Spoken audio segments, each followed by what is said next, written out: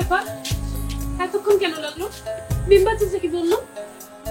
কি আর কইব, আগের বার যেটা কইছে এটাই কইছে। সাক্ষী প্রমাণ ছাড়া কোনো বিচার হেরা করতে পারবো না। এটা কেমন কথা? তার মানে এই অন্যায়ের বিচার হবে না? না, হবে না।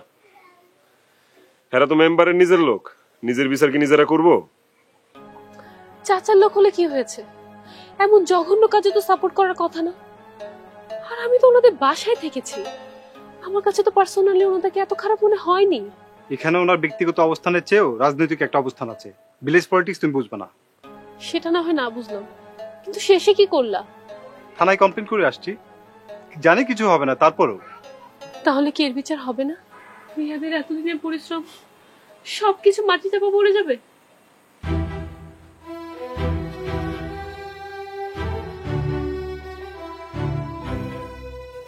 সবকিছু বিচার কি সাথে সাথে শুরু হয়? আচ্ছা বাদ দাও, যাও ভিতরে যাও, ফ্রেশ হও, আমি তোমাদের জন্য খাবার বাড়ছি। শোনো, তুমি খুব ভালো করে বোঝাও যেন মন খারাপ না করে। ওকে কোনো ছোট মানুষ যে ওকে আমি ছেলে বুঝানো বুঝ দিব? এমনি অমানুষগুলো বারবার ওর স্বপ্ন ভেঙে দিচ্ছে, আমার তো মনে করলেই কান্না পায়। নতুন করে আবার শুরু করা যাবে, টাকা পয়সা কোনো বিষয় না। আর ওকে বলবা এই বিষয় নিয়ে যাতে আর কোনো ঝামেলা না করে, আর যদি ঝামেলা করে আমি কিন্তু একদম বাড়ি থেকে বের করে দেবো। খবরদার, আমি থাকা অবস্থায় তুমি ওর সাথে কখনো কোনো খারাপ ব্যবহার করবে না। তুমি ওকে আর মাথায় উঠাবে না। ও সবসময় আমার মাথার উপরেই থাকবে। এখন যাও, ফ্রেশ হও, হাত মুখ ধোও, আমরা একসাথে খাবো। চলো।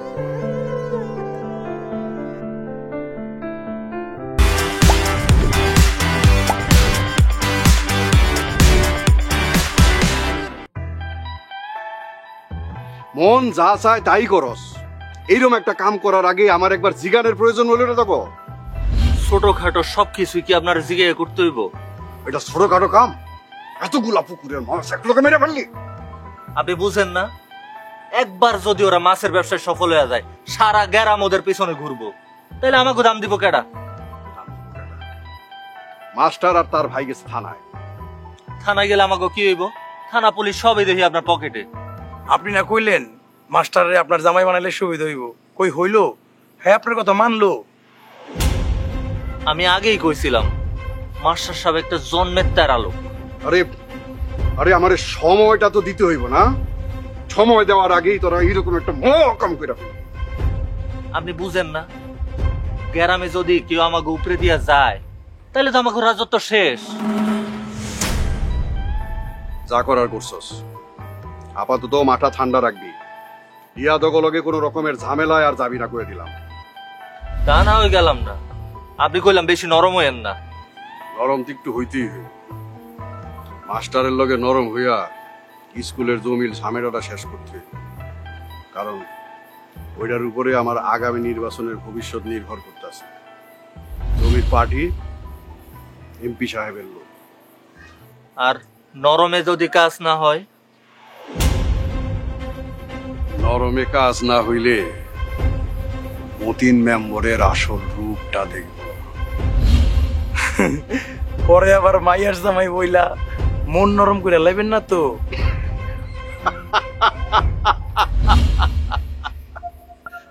মাইয়া গিরে, মায়া মায়া।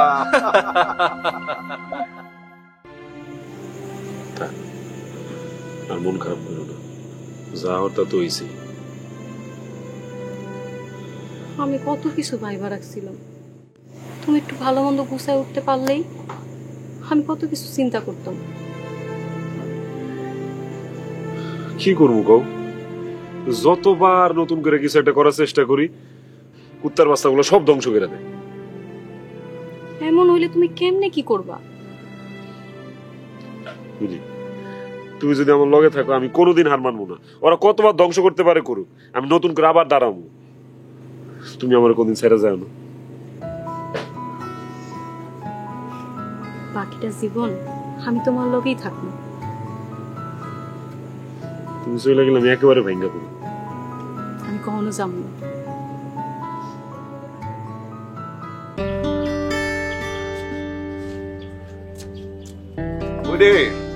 মায়া, ও বাবা, মায়া। আরে চাচা, আসসালামু আলাইকুম। আরে রাখ রাখ রাখ। কেমন আছেন চাচা? আছি আলহামদুলিল্লাহ ভালো। দেহিটা দিয়ে রাখ ভিতরে। এত কিছু আনার কি দরকার ছিল চাচা? আরে রাখ তো, ভিতরে দিয়ে রাখ। আচ্ছা চাচা, আপনিও ভিতরে আসেন না। না না ভিতরে আসি না, আমি এই জায়গাটা বসি। এখানে বসবেন? হ্যাঁ এই জায়গাটা খুব ভালো। আচ্ছা আমি আসছি। আয়।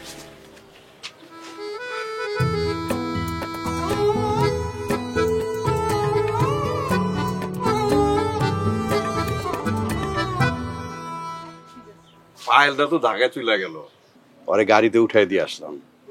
ভাবলাম তোর সাথে একটু দেখা করে যাই। খুব ভালো করেছেন চাচা। এ মাস্টার কই? উনি তো এখন বাসায় নেই চাচা, বাইরে গিয়েছে। দেখ তো, তোরা নতুন নতুন সংসার শুরু করলি, আর এর মধ্যে রিয়াদের পুকুরের মাছ নিয়ে কি এক কাণ্ড কেটে গেল। ছেলেটা এত কষ্ট করে গ্রামের জন্য ভালো কিছু করার চেষ্টা করছে, কিন্তু কে বা কারা বারবার ওদের স্বপ্নগুলো নষ্ট করে দিচ্ছে। মারে, সমাজে ভালো মানুষ যেরকম আছে, খারাপ মানুষও আছে।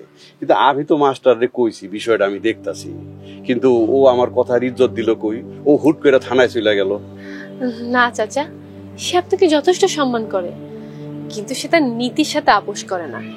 মারে, সমাজে চলতে গেলে সবার সাথে তাল মিল দিয়েই চলতে হয়। চাচা আপনি একটু বসেন, আমি আপনার জন্য খাবার বানিয়ে আনি। না না, আজকে কিছু খাবো না। আচ্ছা মা, তুই ক, তরে কি আমি আমার নিজের মাইয়ার মতো দেখি না? অবশ্যই চাচা, আমিও তো আপনাকে নিজের বাবা হিসাবেই মানি। বাপ বইলা যখন মানুষ, তখন বাপের কথা শুনতে হবে। বাপ মা যা করে সন্তানের ভালোর লেগেই করে। তা তো অবশ্যই। ওই স্কুলের পাশের জমিটা নিয়ে মাস্টারের সাথে আমার অনেক দিনের একটু মন কষাকষি। এই জমিটা আসিল আমগো ওই আগের হেডমাস্টার আসিল, যে ওই যে আমগো রাশেদ আছে না, রাশেদের বাপের। অভাবে কইরা জমিটা একবার বেচছিল, কিন্তু রেস্টি কইরা দেওয়ার আগেই তো হেমইরা গেল। ও, আমি আবার ওই জমিটা কিনা আরেক লোকের কাছে বিক্রি করছি। মাস্টার দাবি করতেছে এটা স্কুলের জমি। আমিও মাস্টারের কথা মাইনা নিছি, তারে বলছি এই জমিটার বদলে আমি তোমার একটা ভালো জমি দিই, কিন্তু হ্যাঁ আমার কোনো কথাই শুনে না। চাচা আমি আসলে এই ব্যাপারে কিছুই জানি না, সে কখনো আমাকে এই ব্যাপারে কোনো কথাই বলেনি। মাস্টার একটু নরম হইলেই মীমাংসা হয়ে যায়। মারে, তুই আমার মাইয়ার মতো, আর মাস্টার আমার জামাইয়ের মতো। আমার কথা শুনবো, ওর যা যা লাগে আমি ব্যবস্থা করব। মাস্টার থাকবো এই এলাকায় রাজার মতো। চাচা আমি ওনাকে যতটুকু চিনেছি, উনি একজন সৎ লোক। নিজের সততা এবং নীতির বাইরে উনি এক চুলও যাবে না। আমি তো ওরে চুরি করতে কইতাছি না। জীবনে সততার যেমন দরকার আছে, টাকা পয়সারও দরকার আছে। মাঝে মধ্যে নিজের ভালোর জন্য একটু চোখ কান বন্ধ করে থাকতে হয়। চাচা মিলি এবং চাচি কেমন আছে? মারে, তুই একটু মাস্টাররে বুঝা, রাজনীতি খুব জটিল একটা বিষয়। এইটার মধ্যে তো মাস্টারের থাকা উচিত না। তখন জিন্দেগি ভর যত টাকা পয়সা লাগে তার ব্যবস্থার জন্য তো আমি আছি। আমি আসলে জানি না চাচা আমার কথা কোনো লাভ হবে কিনা, কিন্তু তারপরে উনি আসার পরে আমি ওনাকে বলবো। আমি তাহলে এখন যাই মা, তোর চাচি তোর বাড়িতে যাইতে বলছে। আরে এহেনতে হেনে বাড়ি, তুই দিনে একবার তো যাইতে পারস। কথা বেশি কইলেও তোর চাচি কিন্তু মানুষটা খুব ভালো। এটা আমি জানি চাচা, চাচির মতো ভালো মানুষ আমি জীবনে খুব কম দেখেছি। আমি অবশ্যই যাব। আপনি মিলিকেও বললেন না চাচিকে নিয়ে আসতে? আমি এখন যাই রে মা। কিছু না খেয়ে চলে যাবেন?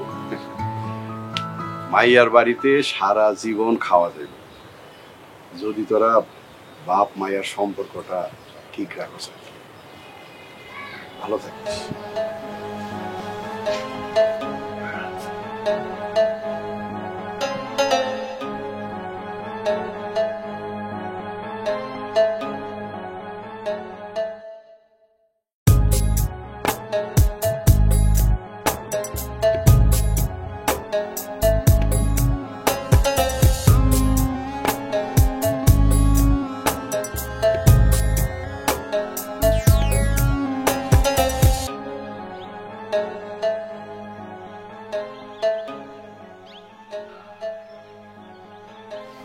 খবরটা শুনে যতটুকু খারাপ লাগতেছে না তার থেকে বেশি জি দিতেছে।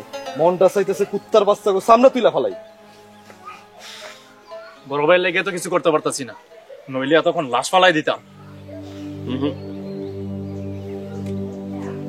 ভাইজানের কথার বিরুদ্ধে আমি যাওয়া যাবো না। দেখ, ডিম ভাঙ্গার পরে সবাতে তাও লোকজন আইছিল, মাছ মরে যাওয়ার পর একটা লোকও নাই। এখন নতুন করে কেমনে কি করবো এটাই তো বুঝতেছি না। টেনশন করিস না, নতুন করে প্ল্যান কর, আমি তোকে লগে আছি। আরে তাইলে তো ভালো কথা।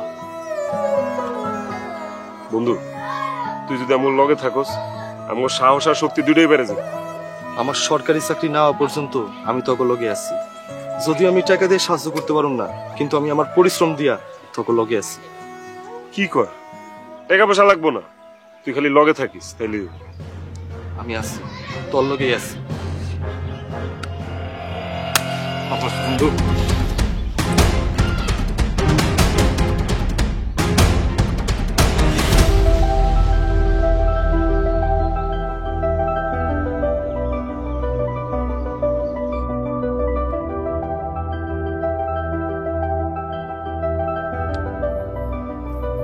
মেম্বার সাহেব, আপনি থাকতে তো এখানে আমাদের আসার প্রয়োজন পড়ে না, কিন্তু এই হেডমাস্টার সাহেব উনি নিজে গিয়ে থানায় অভিযোগ করছে। তাছাড়া উনি তো এই গ্রামের একজন সম্মানিত লোক। মাস্টার একটা গাড়তের আলোক। এই, তুমি চুপ করো, বেশি কথা বলো। এমনিতে যা হয়েছে খুব অন্যায়ের বেমানি হয়েছে। তাছাড়া মানবিক ভাবে এইটা একটা জঘন্য কাজ। দেখেন অফিসার, আমার এলাকায় কোনো ঝামেলা নাই। আমার এলাকায় কোনো ঝামেলা হোক এটা আমি পছন্দ করি না। আর আমার এলাকা থেকে আপনার থানায় কোনো অভিযোগ যায় না, এটা অবশ্য সত্য কইছেন, সবাই আপনার প্রশংসাই করে। করবো না কেন? মেম্বার সাহেব আপনাকে যেভাবে দেখাশোনা করে। এই থাম তো, তুই একটু বেশি কথা কস, একদম চুপ করে থাকে না। মাস্টাররে আমি কইছিলাম বিষয়টা আমি দেখুন, কিন্তু মাস্টার তো আমার কোনো কথাই শুনলো না। মেম্বার সাহেব, আপনি নিজে থেকে যদি একটা মীমাংসা করেন, এখানে তো আর থানা পুলিশ লাগে না। পানির মাছ পানিতে মরছে, এখানে মানুষ কি করবো? মাইসে কি করবে? মাছগুলো তো আর এমনি এমনি মারা যায়। একটা পুকুরে মাছ হলে কথা ছিল, সবগুলো পুকুরে এতগুলো মাছ একসাথে। তাছাড়া হেডমাস্টার আর তার ভাই টুটুল আর হাফিজের সন্দেহ করে। এখন যদি একটা মামলা রুজু হয়, সেই তদন্ত কোনো তদন্ত ফদন্ত লাগবে না। আমার এলাকার ঝামেলা আমি বুঝুম কি করা লাগবে। কিন্তু মেম্বার সাহেব, আমার তো ওই যে আবার ওসি সাহেবের রিপোর্ট করতে হবে। সেটা আমি বুঝুম। আপনি হাফিজের লোকে যান। হাফিজ। জি মেম্বার সাহেব। ওনার একটু আগায় দিয়ে আর থানায় গিয়া ওসি সাহেবের সাথে একটু কথা বলে আসিস। তাহলে মেম্বার সাহেব, আজকে আমি আসি, আপনি এদিকটা দেখেন, ওদিকটা আমি দেখেন। আসো।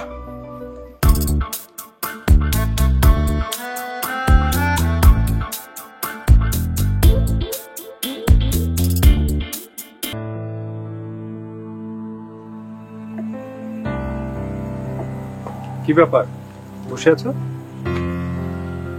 তুমিও বসো, কথা আছে। কি কথা? আজকে মেম্বার সাহেব আসছিল। তাই নাকি? কিন্তু কেন? প্রথমে তো বললো আমাকে দেখতেই আসছে, কিন্তু পরে তোমাকে নিয়ে কথা বললো। কি বিষয়? ওনার সাথে আমাদের স্কুলের পাশে জমি নিয়ে তোমার সাথে কি যেন একটা ঝামেলা আছে। জমিটা আমাদের আগের হেডমাস্টার স্যার মানে রাশেদের বাবা স্কুলের নামে দিয়ে গেছিল। ওনার স্বপ্ন ছিল এই জমিতেই হাই স্কুল ভবন হবে, কিন্তু মেম্বার তখন ওনাকে খুব প্রেশার দেয় জমিটা যেন তার কাছে বিক্রি করে দেওয়া হয়, কিন্তু স্যার কোনো কিছুতেই রাজি হয়নি।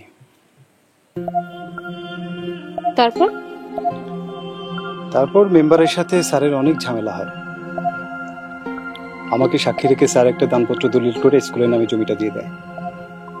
পরে ফাইনালি যেদিন রেজিস্ট্রি করতে যাবে তার 2 দিন আগেই স্যার খুন হয়ে যান। ও মাই গড, কি বলো তুমি এটা? স্যার মারা যাবার পর মেম্বার কিছু নকল কাগজ বানিয়ে দাবি করে যে টুটুলের কাছে নাকি জমিটা বিক্রি করে গেছে, যেটা সম্পূর্ণ মিথ্যা কথা। শুধুমাত্র আমার কাছে ওই দানপত্র দলিলটা আছে বিধাই এখন পর্যন্ত ওরা কবজা করতে পারেনি জমিটা।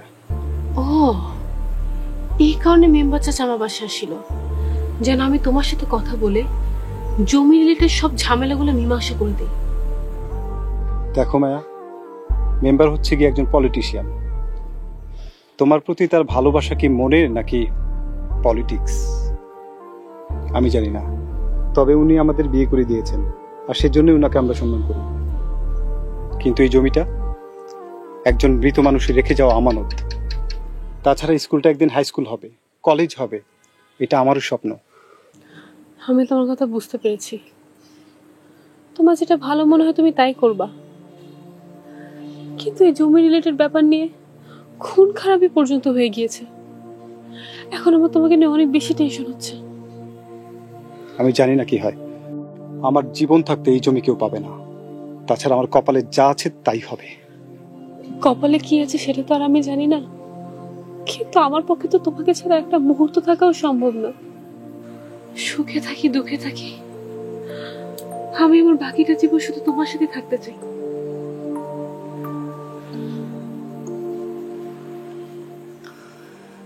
তোমাকে রেখে আমি মরতেও পারবো না।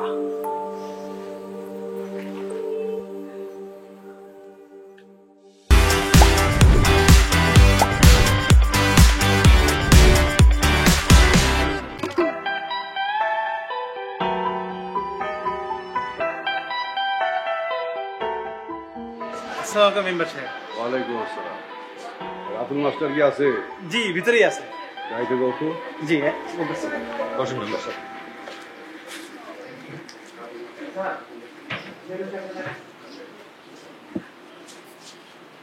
জমিটা হয়ে গেলে তো ভালোই হয়, তাই না? হ্যাঁ মেম্বার সাহেব, আমাকে জমি ঝামেলাটা মিঠে গেলে সব সমাধান হয়ে যায়।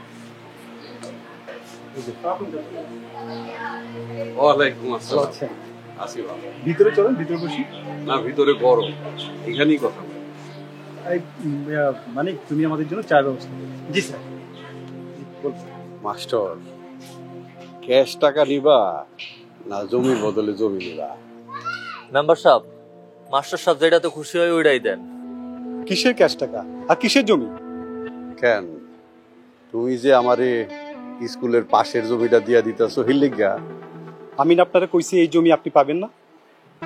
কেন, মায়া তোমারে কিছু কয় নাই?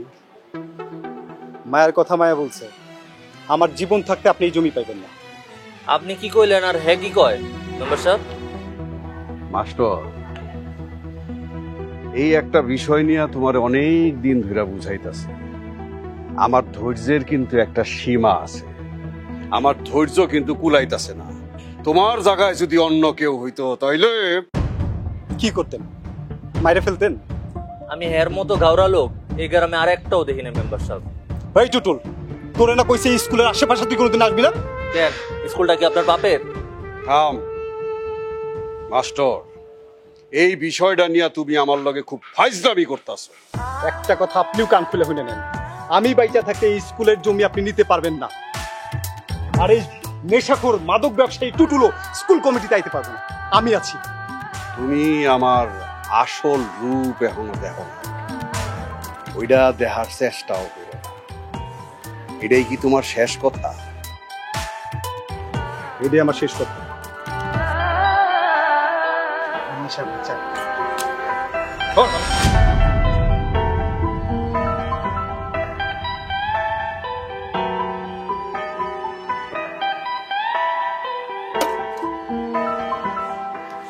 কি হয়েছে স্যার? কিছু না, কাজ কি জানো?